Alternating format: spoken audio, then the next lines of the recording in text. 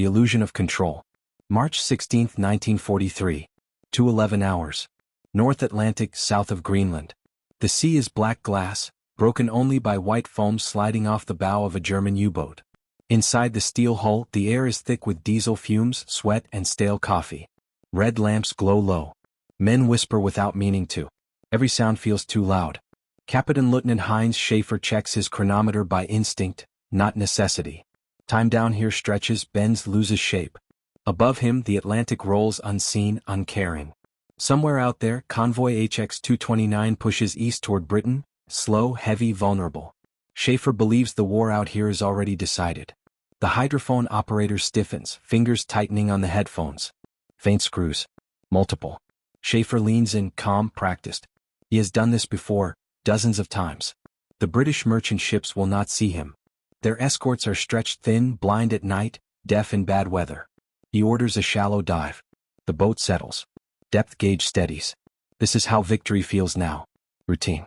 In Berlin, Gross Admiral Karl Donitz reads reports filled with numbers that look like destiny. Tonnage sunk. Convoys mauled. Escort losses mounting. His wolf packs have learned the Atlantic's rhythms. They surface at night, attack from the dark, vanish before dawn. The Allies, it seems, are bleeding faster than they can adapt. Back in the U-boat, Schaefer runs his finger along the chart table. The convoy track is penciled in with confidence. They intercepted the radio chatter hours ago. Careless, predictable transmissions bouncing invisibly through the ether. The enemy talks too much. So do their ships. Torpedoes are readied. Gyros set. Men move with quiet precision, bodies memorizing every narrow passage of the hull. No speeches. No bravado. Just certainty. Above the waves, the convoy crawls forward. Freighters loaded with fuel, ammunition, food, the arteries of Britain's survival. The escort screen is thin. A handful of destroyers, corvettes pitching in the swell, their radar sets struggling against weather and range. For now, the Atlantic still belongs to the hunters. Schaefer brings the U-boat to periscope depth. The scope rises, slicing the surface. He scans. Black silhouettes. Smoke faint against darker sky. Targets. He exhales slowly, already calculating angles, already imagining the impact. Steel tearing open, water rushing in, men scrambling in the dark. Not hatred. Not joy. Just outcome. Rohreiz, fertig. The first torpedo slams from the tube, then the second. Schaefer watches the seconds tick by, each one stretching longer than the last. The convoy does not react. No sudden turns. No flares. No alarm. Then, flashes. Dull orange-violet. One freighter erupts amidships, flame licking skyward. Another staggers, bow dipping. Cheers are muted but real. Hands clap shoulders. Someone laughs too loudly and is shushed. Schaefer allows himself a thin smile. This is the Atlantic in 1943. Night after night, convoy after convoy, the same result. But even as the freighters burn, something subtle shifts. Far to the west, beyond the horizon, unseen by Schaefer and his crew, Allied operators sit hunched over glowing instruments in cramped rooms ashore. Headphones pressed tight. Pencils moving fast. They do not hear words, they hear direction. Bearing. Angle. Pattern. A German transmission cuts through the static. Brief. Routine. Enough. Back on the U-boat, Schaefer orders a course change. Standard procedure. Never linger. Never assume safety. The boat slips away beneath the surface, engines humming low. Minutes pass. Then the hydrophone operator stiffens again. Propellers, he whispers. Fast. Schaefer frowns. Escorts always respond, eventually. But this feels different. Closer. More certain. Another sound joins it. Then another. Multiple screws. Closing. Depth charges begin to fall. Not scattered. Not hopeful. Precise. The first explosion shudders the hull. Light bulbs flicker. Dust rains from overhead piping. Men grab handholds. Schaefer's smile is gone now. He orders a hard dive. Deeper. Faster. The pressure creaks the hull like a living thing in pain. Another explosion. Closer. Too close. The escort above is not searching. It is hunting. Schaefer stares at the depth gauge, mind racing. How did they get here so fast? No flares. No long chase. No guesswork. Just certainty. The Atlantic for the first time feels smaller. And somewhere in the dark water above them, an unseen signal has already sealed their fate. The hunters reveal themselves. Depth charges fall in a pattern now. Measured. Deliberate. Inside U-boat U-91, men brace as the hull shudders again, metal screaming under pressure. The boat is at 180 meters and still going down. Valves rattle. Gauges tremble. Schaefer grips the periscope column, knuckles white, forcing his breathing to slow. This is not blind luck. Silence running, he orders. Engines cut. Only the whisper of seawater sliding along steel remains. Every man freezes, afraid even the sound of breath might betray them. Another explosion. Closer than before. A wrench skitters across the deck. Someone mutters a prayer. Schaefer closes his eyes for half a second, picturing the escort above, but it does not match the old image. This destroyer is not zigzagging aimlessly. It is holding position. Waiting. Listening. Above the Atlantic surface, HMS Vetch cuts through the swell, radar mast swaying against a low ceiling of cloud. On the bridge, Lieutenant Commander James Harrow watches the scope, jaw tight. He is not guessing. He has numbers. Contact bearing 075, the radar operator calls. Range steady. Harrow nods. Maintain course. Hold them. Down below, Schaefer signals for a course adjustment. 10 degrees starboard. Slow. Careful.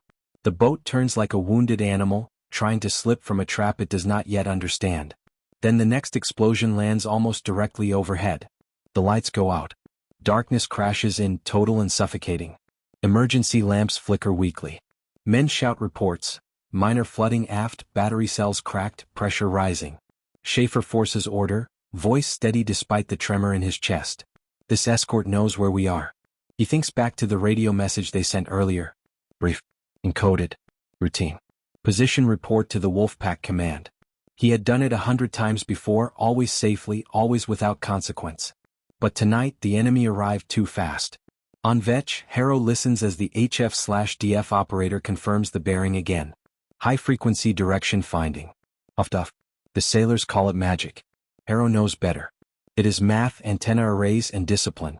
It is triangulation turned into instinct. That short German transmission cut through the night like a flare. Prepare second pattern, Harrow orders calmly. The depth charges roll off the stern, timed, spaced, brutal. Each explosion forces seawater into every weakness of the hull below. Inside U-91 a pipe bursts. Hot steam hisses violently. A sailor screams before clamping his mouth shut.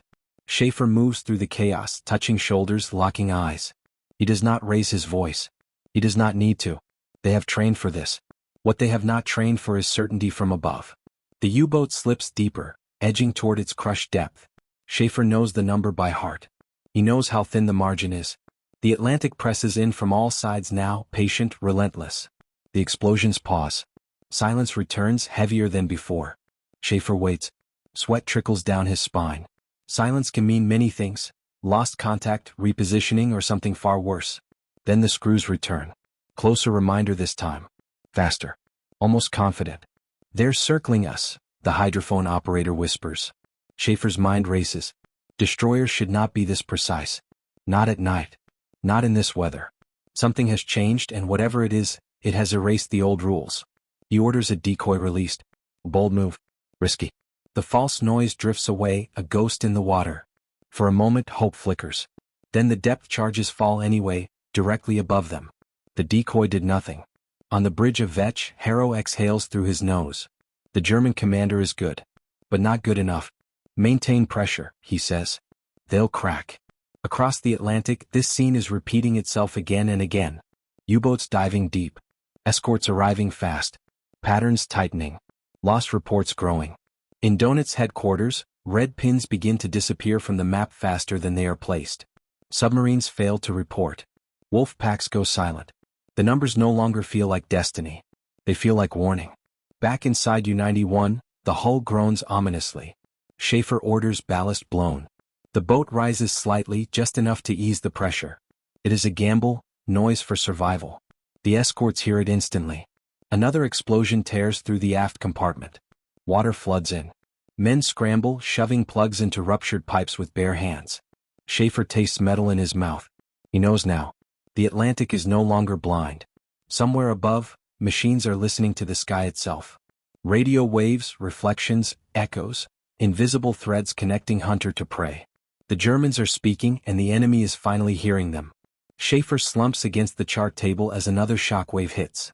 His confidence, built over years of success, fractures in a single, terrifying realization. The Allies are no longer reacting. They are anticipating. And the sea that once hid the U-boats has become a cage. The signal war. The escort does not rush the kill. That is what terrifies Schaefer most. Minutes stretch into an hour. The depth charges stop, but the screws remain, steady, patient, circling like a predator conserving energy. Inside U-91, damage reports come in low voices. Flooding contained. Battery power unstable. Air growing foul. They are being kept alive on purpose. Above, the Atlantic heaves under a steel-gray dawn. The convoy has already slipped away to the east, its escorts peeling off one by one, not to chase shadows but to converge. Each ship carries pieces of the same invisible map. On HMS Vetch, Lieutenant Commander Harrow studies a plotting board crowded with grease pencil lines. Bearings intersect. Angles tighten. The German boat's world shrinks with every mark. HF/DF confirms last transmission, the operator reports. Bearing hasn't shifted. Harrow nods. He's staying quiet now. Doesn't matter. Because the radio message already did its damage. Hundreds of miles away in a low brick building on the Irish coast, Allied sailors lean over receiver sets humming with static. Antenna arrays stretch toward the sky like skeletal fingers. When Schaefer's signal went out, it did not travel in one direction. It spread. And as it spread, stations caught it, each from a slightly different angle. No codebook was needed. No decryption. Just direction. Lines drawn across a chart. A box marked. Escorts redirected. A hunter summoned. Back in the depths, Schaefer realizes something else has changed. The old rhythm is gone.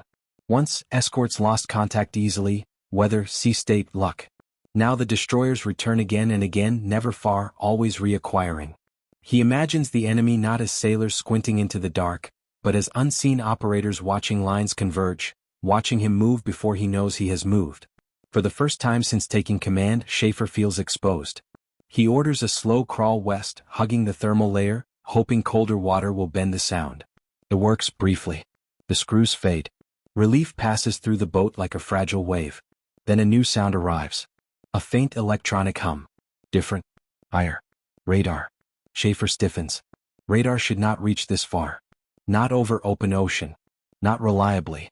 But this sound is unmistakable, pulses bouncing off the surface, mapping the dark. Above, another escort has arrived. A destroyer escort fitted with the latest centimetric radar, compact and deadly precise. Weather no longer matters. Night no longer matters. The ocean's hiding places are vanishing. The first depth charge from the new arrival detonates perfectly spaced from the last pattern. The hull shudders again, more violently this time. Men are thrown from their feet. A battery compartment floods, releasing choking fumes. Ventilation. Schaefer shouts. The air grows sharp, acidic. Eyes burn. Lungs protest. The crew fights through it, hands shaking but trained. This is no longer a duel. It is a system closing in. In Berlin, Donitz stands before his staff, staring at charts that no longer make sense. Sinkings are down. Losses are climbing. Entire patrols vanish without contact.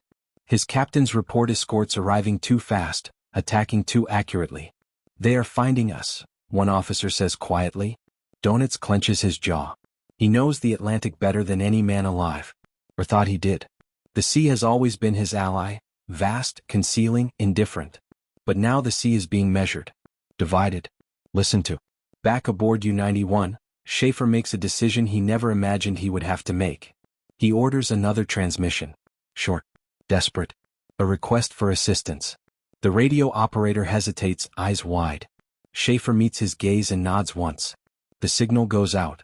And with it, Schaefer feels the last illusion of safety evaporate. Above the waves, antennas swing. Operators call bearings. Plotters draw lines.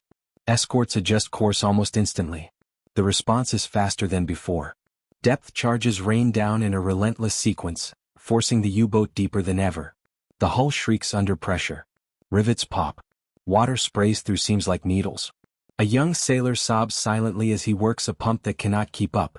Schaefer grips the chart table as the boat plunges toward its limit. He calculates distances, timings, escape angles, but every path leads to the same conclusion. The enemy is not chasing him. They are waiting for him to fail. Above, Harrow watches the sea churn with explosions. He has hunted submarines for months, but only recently has it felt like this, controlled, inevitable. Hold them there, he orders. They can't stay down forever. And that is the cruel truth. U-boats are kings of endurance, but even kings must breathe. Batteries drain. Air fouls. Steel tires. Schaefer knows the clock is ticking now. Every minute submerged brings him closer to a choice no captain wants to make. Surface and fight. Or stay down and be crushed. As another explosion tears through the forward compartment, Schaefer closes his eyes for a heartbeat. The Atlantic no longer feels endless. It feels mapped, measured. And somewhere in the unseen world above, signals continue to fly, invisible arrows pointing directly at him. The net tightens. Air is the first enemy now. Inside U-91, every breath tastes wrong, metallic, sour, used. Condensation drips from pipes like cold sweat. The boat has been submerged for hours, batteries draining, options narrowing. Schaefer stands beneath the dim emergency lights, listening to the Atlantic press in from all sides. He knows this pattern. The escorts are not trying to finish him quickly. They are forcing him to choose the moment of his own destruction. Battery power at 30%, the engineer reports. His voice is steady but his eyes are not. Schaefer nods once. He does not answer immediately. The chart table is useless now. No safe corridor, no darkness to hide in. Above them, the sea has become transparent to the enemy. Far above the waves, the Allied net tightens with quiet efficiency. Destroyers rotate in and out, one maintaining sonar contact while another repositions using radar. No gaps. No fatigue. Really. On the bridge of HMS Vetch, Harrow watches the ocean through binoculars that show nothing but gray water. The real picture exists below decks, on plotting boards and glowing screens. He trusts them more than his eyes. They're running out of air, the sonar officer says. Harrow nods. They always do. He has learned this lesson the hard way. Early in the war, U-boats slipped away because escorts lost patience, fuel, daylight. Now the escorts wait. Now they endure. Back below, Schaefer gathers his senior crew. No speeches. No dramatics. Just reality. We will surface at nightfall, he says quietly. We fight our way out or we do not leave. No one argues. They all understand what surfacing means now. Radar will see them before the hatch opens. Star shells will turn night into day. Guns will speak first, from above. But staying submerged guarantees nothing except suffocation. The hours crawl by. Men work silently, conserving energy, checking seals that already groan under pressure. The Atlantic outside feels alive, massive, listening. Then suddenly the screws fade. Silence. Schaefer looks up sharply. This is different. Not the patient circling of before. Something has changed again. The hydrophone operator tilts his head, confused. No contacts, Her Kaloon. For a moment, hope flares dangerously. Did they lose him? Did weather intervene? Did the escorts finally miscalculate? Above, the escorts have pulled back, not in retreat but in formation. The final act is being prepared. An aircraft arrives. A distant engine hum filters down through the water, faint but unmistakable. Schaefer's stomach tightens. Aircraft should not matter this far out, not in weather like this. But they do now. A long-range B-24 Liberator sweeps low over the Atlantic, radar scanning the surface in wide arcs. It does not need to see the U-boat directly. It only needs to see where it must surface. On Vetch, Harrow receives the report. Aircraft has the box. We're clear to proceed. He allows himself a brief exhale. The system has worked, ship, shore and sky bound together by signals. Down below, Schaefer feels it before he understands it. The pressure inside the boat shifts. The air grows thinner. The Atlantic is forcing his hand. Prepare to surface, he orders. Men move instantly. Valves turn. Alarms are silenced. Weapons crews take positions they never hoped to use. The hatch looms overhead like a door to judgment. As U-91 rises, Schaefer closes his eyes for a fraction of a second. He thinks of earlier patrols, nights when the Atlantic felt endless, forgiving. When the enemy was blind and clumsy, when a single transmission carried no consequence. Those nights are gone. The conning tower breaks the surface. Instantly, the night explodes into light. Star shells burst overhead, hanging in the sky like artificial moons. Searchlights lock on. Radar-directed guns pivot with mechanical certainty. Contact surfaced, comes the call from every Allied ship at once. Schaefer climbs into the tower, wind slashing his face. The horizon is crowded with silhouettes now, destroyers, escorts, shapes that should not have been able to gather so quickly. But they did. Because they knew where he would be. The first shells splash short, then walk closer. Schaefer orders flank speed, the diesels roaring as U-91 lunges forward, trying to outrun a net already closed. Tracer fire streaks across the water. The deck erupts in splinters. Schaefer ducks, shouting orders, clinging to motion and momentum. For a brief, desperate moment, it almost feels possible. Then the aircraft returns. Depth charges fall, timed for a surface kill, exploding alongside the hull. The shock throws men from their feet. Water floods in through ruptured seams. Schaefer knows it is over. He orders abandon ship. Men scramble, some leaping into the freezing Atlantic, others helping the wounded toward the rail. The war shrinks now to cold water, burning lungs, shouted commands swallowed by wind and gunfire. As U-91 slips beneath the waves for the last time, Schaefer watches the conning tower vanish. The Atlantic closes over it without ceremony. Above, the escorts cease fire. Rescue boats lower. Orders are given calmly, professionally. Another U-boat is gone. On a chart somewhere ashore, a red pin is removed. And across the Atlantic, this scene repeats, not once but dozens of times, as the Allies perfect a method that leaves no room for escape. The U-boat war is not ending with a single battle. It is ending with a system. And for the first time, Karl Donitz understands that the Atlantic he once ruled is no longer a wilderness. It is a grid. From confidence to panic. Inside Donitz's headquarters in Berlin, the mood has shifted. Maps that once inspired strategic pride now feel like accusations. Every pin represents a boat lost, every tally a life gone silent in the Atlantic. Generals and staff officers whisper anxiously, avoiding eye contact with the Großadmiral. The numbers no longer assure him, they terrify him. By early 1943, the confidence that had carried the wolf packs across the Atlantic like phantoms is collapsing. Captain-lieutenants who once boasted of sinking convoys in the dead of night now report vanished boats or unexpected destroyer ambushes. Every commander feels hunted. Every transmission is a risk. Every decision a potential trap. Schaefer's U-91 is not an isolated case. Across the Atlantic, other wolf packs experience the same chilling sequence. Long-range radar-equipped aircraft sweep the open sea. Escort destroyers, coordinated with signals from HF/DF stations, converge with terrifying precision. The vast Atlantic that once concealed the U-boat's movements has become a trap grid, invisible but unbreakable. Officers argue over whether to continue aggressive patrols or retreat entirely. Donitz's confidence falters, replaced by a creeping, gnawing realization. Technology has outpaced tradition. The Allies are not reacting, they are dictating the rhythm of the hunt. Night attacks, once considered safe, are now predictable. Convoy intelligence and precise radio triangulation have turned the hunters into the hunted. The morale among U-boat crews begins to fracture. Junior officers whisper about luck running out, about fate turning against them. In submarines thousands of miles from home, cramped and submerged, men feel the air grow heavier with every sonar ping. The Atlantic's once infinite darkness no longer offers anonymity, it has been mapped, measured, and weaponized. Meanwhile, Allied operators lean over plotting boards and glowing screens with quiet satisfaction. Each HF/DF bearing, each radar sweep, feeds into a larger picture. It is a network of inevitability. Every U-boat position, once concealed by skill in the vast ocean, is now anticipated, tracked, and countered. The scale of coordination is overwhelming. Back aboard the surviving U-91 crew, the survivors float in lifeboats under a cold dawn sky. The Atlantic stretches endlessly, indifferent, yet it feels smaller, mapped by invisible lines and signals. Schaefer, soaked and shivering, stares across the gray horizon. The war beneath the waves has changed. The hunters have become the hunted, not by brute force alone, but by innovation, precision, and relentless adaptation. Every submarine captain now knows, the Atlantic is no longer a place to dominate with stealth.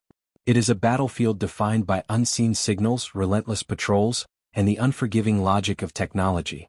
The illusion of control, once absolute, is shattered. In Berlin, Donitz reviews the latest reports in silence. Each loss feels personal, each calculation a dagger. The Atlantic War, once the pride of Germany's navy, has become a mirror reflecting vulnerability, hubris, and the limits of traditional warfare.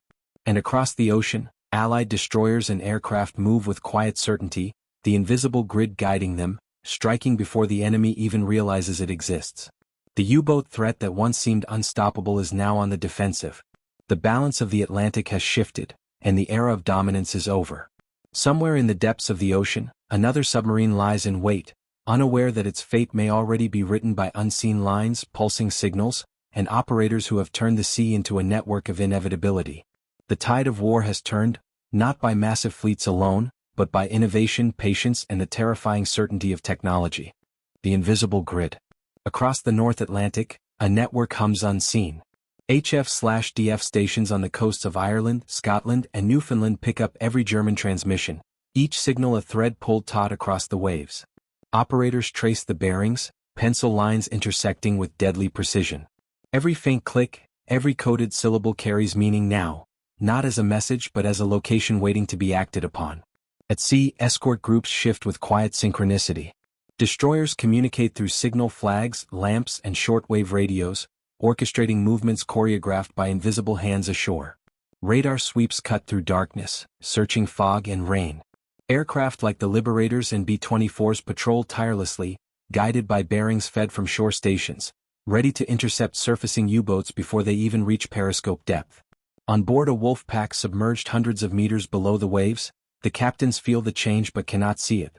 Captain Lieutenant Otto Reuter in U-230 checks his chronometer obsessively, calculating patrol grids, distance from convoy, expected response time, but something is off. Patterns that once worked flawlessly now result in sudden, precise attacks from unseen enemies. The sea that once obeyed him now seems alive, mapping him, anticipating his every move. Inside U-91's abandoned lifeboats, the remaining crew drifts in silence. Their minds replay the last moments in a loop, surfacing under star shells, the sound of depth charges exploding alongside the hull, the rushing water flooding compartments.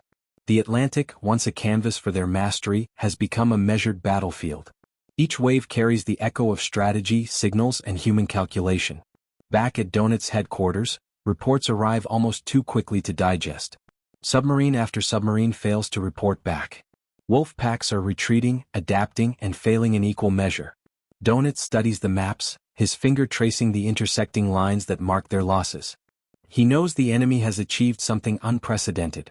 A system of control over an ocean, previously considered untamable, vast, and unpredictable. In Belfast, Allied commanders confer quietly. HF/DF triangulations, radar sweeps, and patrol patterns are producing results beyond expectation. Convoys now move with confidence, escorted by a seamless combination of sea, sky, and shore. The Allies have turned chaos into order, using information as a weapon as potent as any torpedo.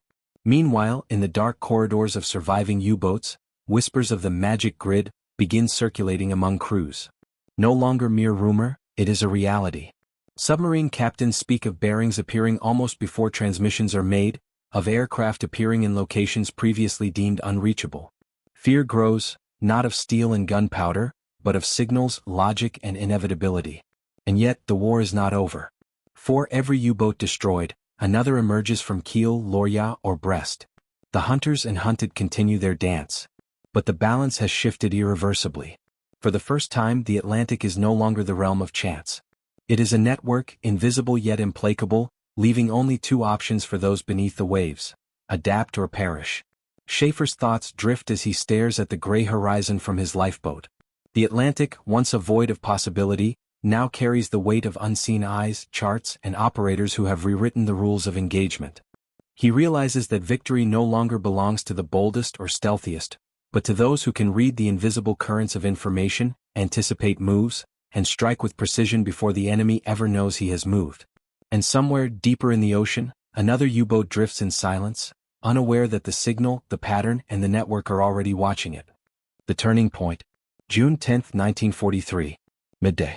Somewhere off the coast of Newfoundland, the sea churns under a gray, unrelenting sky. Convoy SC-130 presses eastward, its cargo of food, fuel, and munitions critical for Britain's survival. The escort screen is tighter than ever. Destroyers, corvettes, and frigates move in coordinated arcs, guided by HF/DF bearings and radar sweeps. Above, a Liberator patrols the skies, scanning the waves with an almost prescient awareness. Below the surface, Captain Lieutenant Otto Reuter in U-230 realizes the war beneath the waves has changed irrevocably. He listens to the faint, mechanical hum of sonar pinging through cold Atlantic depths and imagines lines of calculation tracing his every move. Once, he would have set a course, timed an attack, and disappeared into darkness. Now, even in the abyss, he cannot escape the network. Back on the bridge of HMS Vetch, Lieutenant Commander Harrow watches as sonar operators pick up contacts. Bearings intersect with the HF/DF lines from shore stations. The plot thickens, clarity forming where there was once guesswork. Every U-boat that surfaces is accounted for almost immediately. The Atlantic, once untamable, now belongs to those who can see through its invisible currents. In Berlin, Donitz receives reports that confirm what he had feared but could scarcely believe. U-boat losses have accelerated. Entire wolf packs have been neutralized before they could attack. The Atlantic is no longer a theater of opportunity but a battlefield dominated by precision, coordination, and intelligence. His commanders whisper about the system, a name tinged with awe and dread. Meanwhile, U-91's surviving crew drifts in lifeboats, staring at the horizon where destroyers maneuver with clinical exactness. The Atlantic's vastness feels smaller, constrained by signals, operators, and technology that the Germans cannot see, cannot counter, and cannot outrun. Every wave, every swell seems preordained, every movement anticipated. The Allies' innovation is impossible to ignore. HF/DF has transformed a single brief radio transmission into a trap. Radar sweeps render night ineffective. Long-range aircraft extend the reach of the hunt into previously safe expanses. What had once been U-boat mastery over the sea is now mastery of the sea over the U-boats. Schaefer, soaked and exhausted, watches as a distant column of smoke rises, survivors being rescued, bodies pulled from the icy Atlantic. Relief and despair collide. He understands that individual skill, bravery, or experience cannot counteract the systematic technological advantage the Allies now wield. The rules of warfare have changed in silence, quietly, invisibly. And yet, despite the devastation, the Germans adapt where they can. New tactics, alternate routes, and modified transmission schedules attempt to exploit perceived gaps.